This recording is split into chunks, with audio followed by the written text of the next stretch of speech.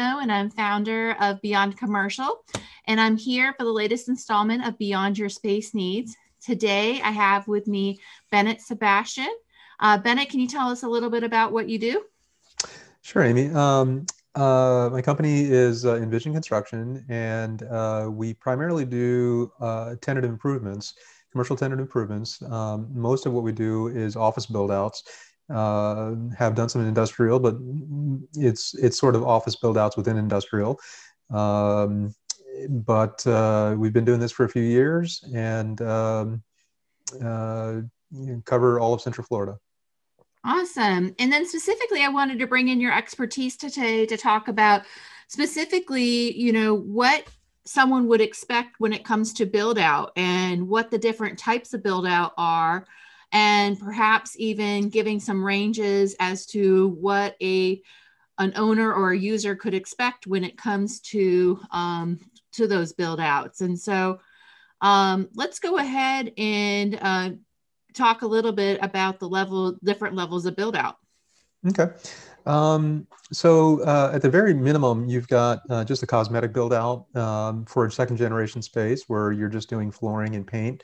It's going to range anywhere from, high single digits to low double digits. So maybe $8 to $12 a square foot. And that's going to depend mostly on your flooring choices. On the low end, you've got rolled carpet and in your office areas, and then you've got vinyl composition tile or VCT in your wet areas like your break rooms and bathrooms. So that's going to put you on the low end of that spectrum. But when you start getting into carpet tile, luxury vinyl tile, LVT, porcelain tile in the bathrooms, maybe wood base in some of the wet areas, then you're getting up there in the $12 plus a square foot range. So that's your basic cosmetic improvement. And then you kind of go into a reconfiguration of an existing space, which will involve moving walls. It'll impact the ceiling. It'll impact your mechanical, electrical, plumbing, your MEPs, because you've got sprinkler heads that need to be adjusted as you move these walls. You've got HVAC grills and ducts that need to be relocated and rebalanced to make sure you've got the right CFMs going into each office. You might have fire alarm devices that need to be moved. You might have plumbing systems that may get affected. So something like that, you're probably looking in the $25 to $35 a square foot range, and that's including the cosmetic renovations that we talked about earlier. It kind of sets off a domino effect, right? Yeah, Oh. yeah. So, and then you've got really a shell build out. And there's different levels of shell. There's what they call a vanilla shell, where a ceiling's already in place, maybe perimeter drywall's in place. Your MEPs are for the most part in place, but you just don't have any walls and flooring. So that's something like that is going to be probably in the $40 to $50 square foot range. And then moving on from there is just a first generation, never been occupied gray shell. And here you might not have anything in there, no electrical coming in, no plumbing, no HVAC, no sprinklers are up and need to be distributed and turned down. So something like that, you're probably looking in the $70 to $80 range, square foot range. First generation spaces are definitely going to cost more than a second generation space that you're going into. And when you have the vanilla shell and you were saying the MEP is already in place, for the users that may not understand what that means, that's the mechanical, the electrical, and the plumbing's already in place, so they're not having to deal with those items, correct? Well, you might have to move them around a little bit, but you're not bringing in service to the space. You're not distributing all new HVAC. You're not running all new everything. So there's probably a good $20, $30 a square foot savings there in a vanilla shell space. Absolutely. So moving on from there, medical and dental build outs. If you work with clients that have medical and dental uses, a medical user is typically going to have more plumbing, and you're going to have for sinks in the exam rooms, and then you've got cabinetry. You've got nurse stations, an exam room cabinetry. You've got, the front desk receptionist, and then you've got medical grade wiring for the rooms. And then you've got hard surfaces pretty much everywhere. You don't typically see a lot of carpet in medical offices, and that raises the cost. So you're probably looking at in the $90 to $100 a square foot range typically for most medical offices. And then for medical too, don't you have a lot more density than you would in another use as well, where you're constructing Exactly. a lot more walls because they can't just have things open like another user, That's exactly right. just for HIPAA and all of those concerns, right? Yeah, no, I'm glad you pointed that out. That's another factor in medical that causes the cost to go up. And then dental build outs typically get higher than that. They're going to start around $100 a square foot because you've got the same thing that you've got in medical, but then you've got your gases, your compressed air, vacuum, maybe medical gas. So those add up a lot. And then you've got also a lot of more cabinetry in dental offices. Sometimes the dental equipment providers will provide the cabinetry, and that'll be part of the dental equipment package, and that'll come out of the construction budget. So that might bring the cost down to like, $100 square foot. But if we're providing all that, then it gets, up to $130 square foot plus I've seen. So that's your healthcare build outs. And then from there, you've got your very high end office build outs, your corporate interiors, your, premier law firms, downtown Class A office buildings, where you've got some really high end finishes, some really special architectural features, lighting. Lighting can get very expensive on a project. So typically those high end offices tend to have very expensive lighting. And so, those can get, above $100 a square foot, up to $150 a square foot, depending on the level of finishes that you're going after. Again, you're talking also glass walls and things like that, some high end features. And so that covers the range of different scenarios that you're going to come across in office in tenant build outs. Correct. Awesome. And I think that, surprisingly, some folks think that things like having an open ceiling or maybe, scraping and making that modern concrete floor might be less expensive than buying flooring. What is your experience when it comes to those items?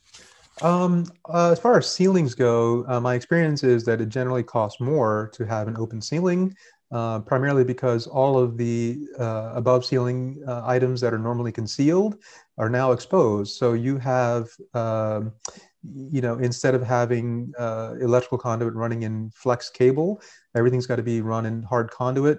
That's labor intensive, material intensive. Your light fixtures tend to be a little bit more expensive. They're not the 2x4 lay-in fixtures that you can get for $100, $150. I've seen them as much as $500 for a pendant light, and thousands of dollars for a linear light fixture. And then your ductwork costs. Again, you're not running it in flex. You're running it in hard, rigid ductwork.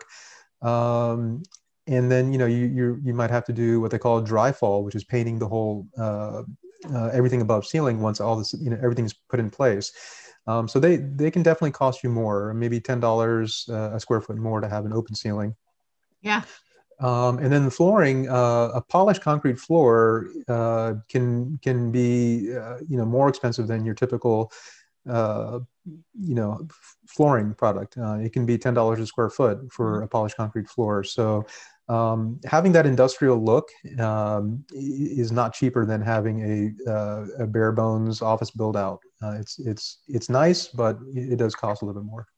Having done my own leases and having had my own space, I became intimately familiar with that. It's surprising to hear. Yeah. So let's talk a little bit about, so these are ranges of pricing, but obviously there could be economies of scale too. So maybe, is it usually when you get more into like 5,000 square feet and bigger? When do you start to see some economies of scale where it really, it can help a little bit maybe with the price? Yeah, I mean, There's going to be scale incrementally as you go up. Okay, yeah, that makes sense. Yeah, you know, if you're under 2,000 square feet or 1,000 square feet, you're gonna definitely pay a lot per square foot. Just because there's, you know, for instance, if it's 1,000 square foot shell, you know, you might have to bring in an AC unit and ductwork, and that's going to cost you, you know, maybe 15, 20 grand, and that's $20 a square foot right there just for the HVAC. So it doesn't get a chance to spread that cost out over larger square footage. So it incrementally goes up. So, you know, I've been a part of a 40,000 square foot build out where we built the whole thing out for $40 a square foot. And, you know, 2,000 square foot build outs that cost $100 a square foot. It really just ranges. Yeah. And then we talked a little bit about finishes, but finishes, you know, obviously your materials are a huge part of that. And so the user really needs to pay special attention to that, right? When they're going Absolutely. through the construction process. Yeah, it just depends on what they like. You know, if they want to make a statement for their employees and for people that visit their office, they're going to want, you know, some higher end finishes.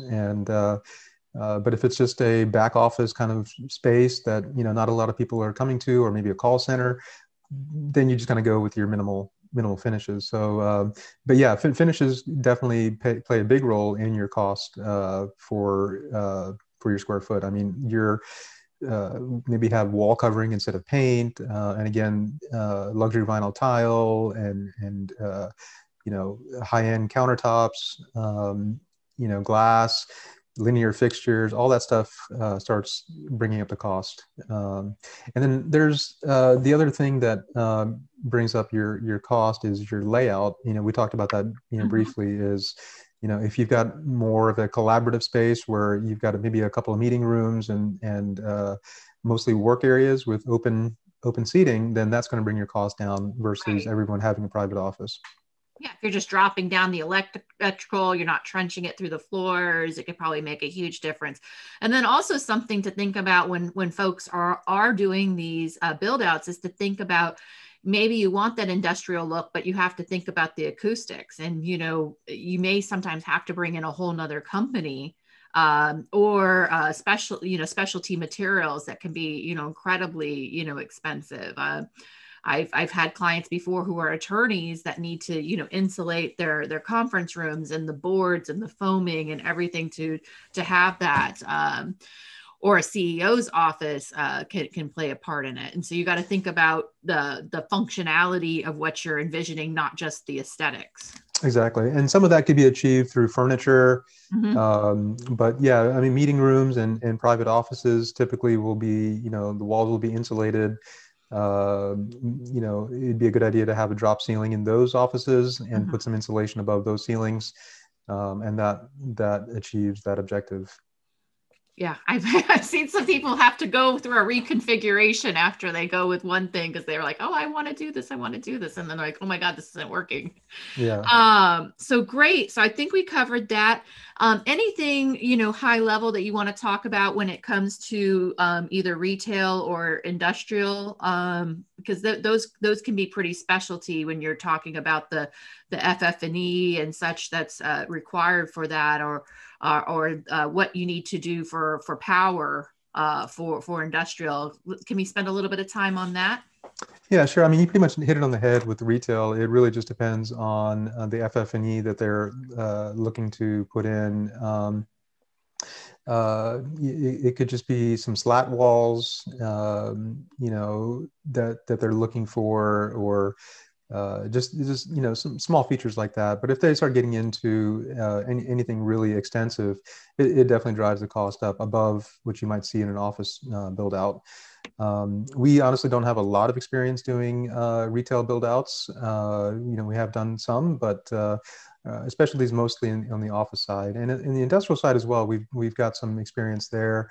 Most of what's entailed there is, like you said, it's power, and it's also office build outs within a warehouse space. So a lot of times I see, you know, somebody has 2,000 square feet within a 20,000 square foot warehouse, and they want to add 1,000 square feet. Then you got to bring in AC, and then everything else that you got to do for an office build out.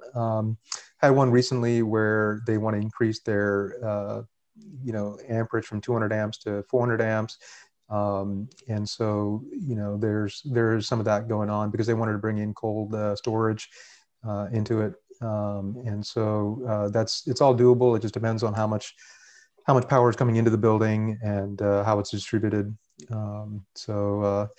But that's, those are a little bit different. But the office component of the warehouses are typical to general office space. But again, you're talking about bare bones office build outs with warehouse. That was really, really helpful. I sincerely appreciate your time today, and I'm looking forward to connecting again soon. Happy to help, Amy. Thanks for having me. Thank you. Bye.